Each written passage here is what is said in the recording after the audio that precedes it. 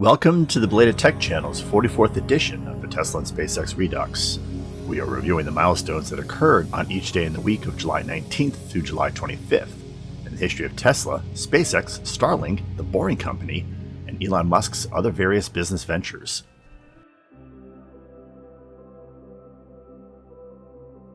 July 19th, 2019. Elon Musk said at a Neuralink event at the California Academy of Sciences near this date, quote, "Humanity can address a lot of the suffering that occurs in the world and make things a lot better. I think a lot of times people are quite sort of negative about the present and about the future. But really, if you are a student of history, when else would you really want to be alive? Now is the best time, pretty much. Those who think the past is better have not read enough history." Musk's words echo that of Berkshire Hathaway CEO Warren Buffett 3 years earlier. Buffett said in his annual letter to shareholders, quote, "Early Americans, we should emphasize, were neither smarter nor harder working than those people who toiled a century after century before them. But those venturesome pioneers crafted a system that unleashed human potential, and their successors built upon it. This economic creation would deliver increasing wealth to our progeny far into the future. Yes, the buildup of wealth will be interrupted for short periods from time to time. It will not, however, be stopped. I'll repeat what I've both said in the past and expect to say in future years. Babies born in America today are the luckiest crop in history."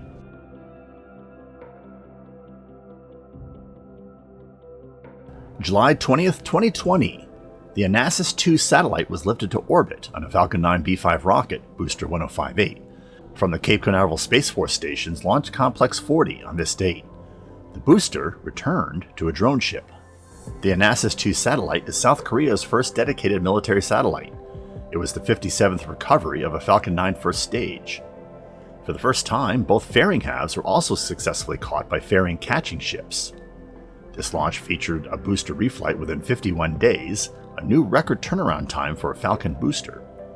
It was the same booster that launched the Crew Dragon Demo 2 spacecraft on May 30th, 2020.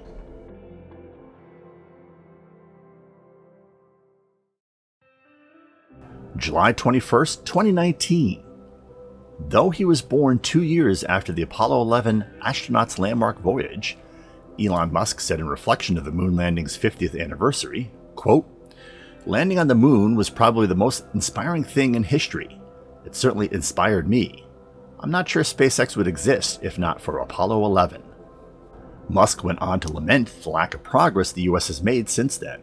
He said, quote, "I kept expecting that we would continue beyond Apollo 11, that we would have a base on the moon, that would be sending people to Mars. And here we are in 2019.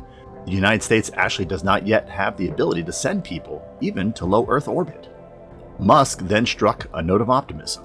"Well, this is going to sound pretty crazy, but certainly with an uncrewed vehicle, I believe we could land on the moon in 2 years.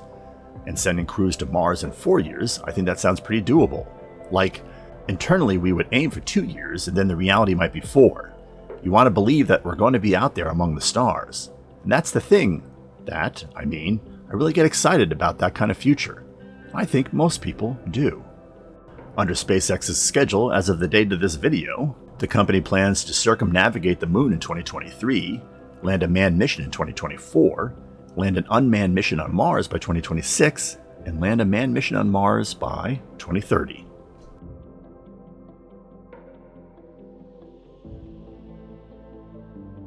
July 22nd, 2018. The Telstar 19V satellite was lifted to orbit on a Falcon 9 B5 rocket, booster 1047, from the Cape Canaveral Air Force Station's Launch Complex 40 on this date. The booster returned to a drone ship. The 19V was manufactured and launched to replace the Telstar 14R. At 15,600 pounds, it became the heaviest commercial communications satellite so far launched. This necessitated that the satellite be launched into a lower energy orbit than a usual geosynchronous transfer orbit, with its initial apogee at roughly 11,100 miles.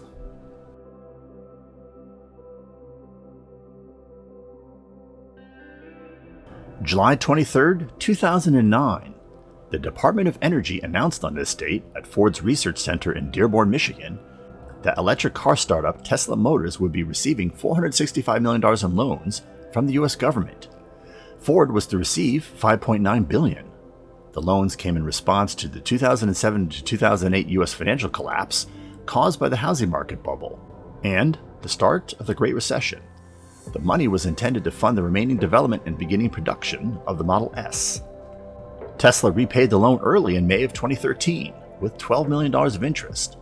Nevertheless, the company has received no end of grief from electric vehicle critics for the loan, as well as government subsidies through renewable energy credits, consumer tax credits, and state and foreign government factory subsidies. Musk's company SpaceX has also been the beneficiary of billions of dollars of government contracts. The hydrocarbon industry and ICE manufacturers are the primary grumblers, and Musk regularly takes potshots back at the two related industries by attacking their depreciation and depletion tax treatment and their own factory subsidies. The central argument is one of standard of living versus social responsibility, and it is not clear, unless one is predisposed to one argument or the other, who has the moral or logical high ground. There is one thing for sure, though. Tesla makes incredible cars, and SpaceX has single-handedly restored the US's progress in manned spaceflight. We'll call that a win for Musk.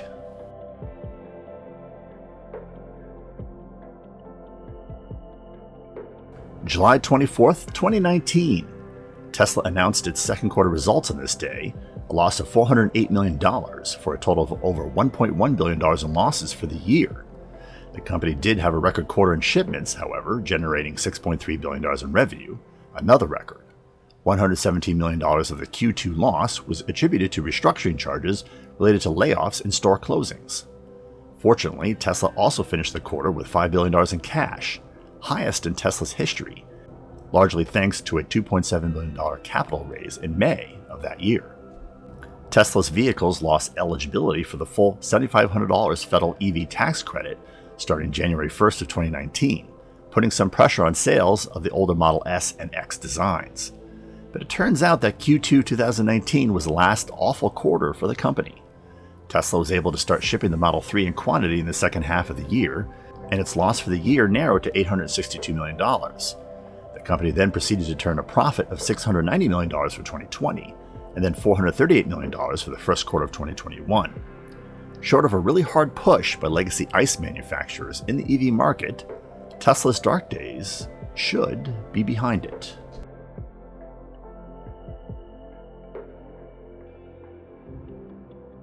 July 25th, 2018. The Iridium NEXT-7 cluster of 10 satellites was lifted to orbit on a Falcon 9 B5 rocket, Booster 1048, from the Vandenberg Air Force Base's Launch Complex 4E on this date. This brought the total of NEXT satellites launched by SpaceX to 65. 10 more were to be delivered to space in January of 2019 to complete the constellation. The booster landed safely on the drone ship in the worst weather conditions for any landing yet attempted. The ferrying recovery ship Mr. Stephen, with an upgraded 4X size net, was used to attempt ferrying recovery, but failed due to that same weather.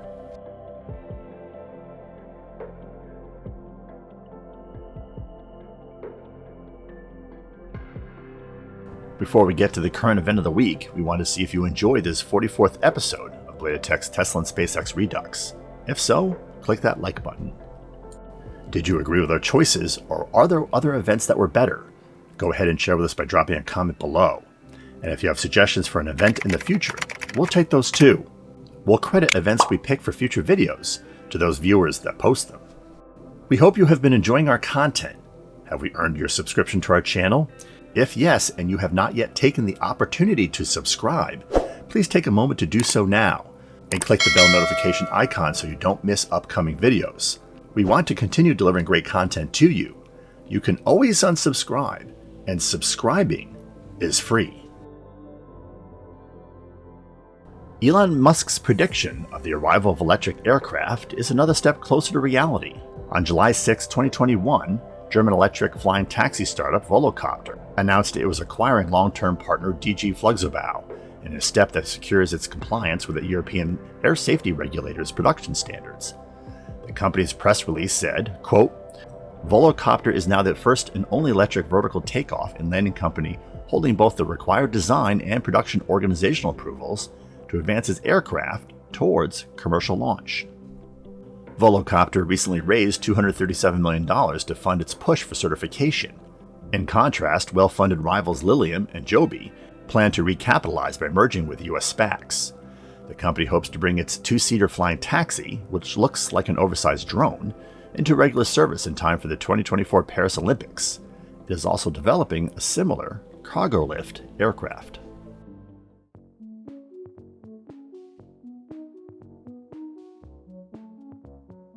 Links to some of our most recent episodes can be found in the description section below. You can peruse our entire 250-plus video library by looking at our playlists, which conveniently sort videos by subject. We announce all new videos in our microblogging accounts, which are listed below, as well as in the community feed for this channel. Want to know how to navigate our channel content? We refer to retrotech and innovation documentary segments as episodes. Coverage of current events in space exploration, science, and technology are labeled as shorts. Space and tech history are documented in an anthology called Milestones. And gameplay recordings can be discovered on the Belated Tech Gaming channel in videos called Walkthroughs and Side Missions. Stay connected by occasionally checking our Instagram feed and Minds page, where we post content from our upcoming episodes and from episodes past that you may have missed, and where we cover current news and events related to channel content. Thanks for watching.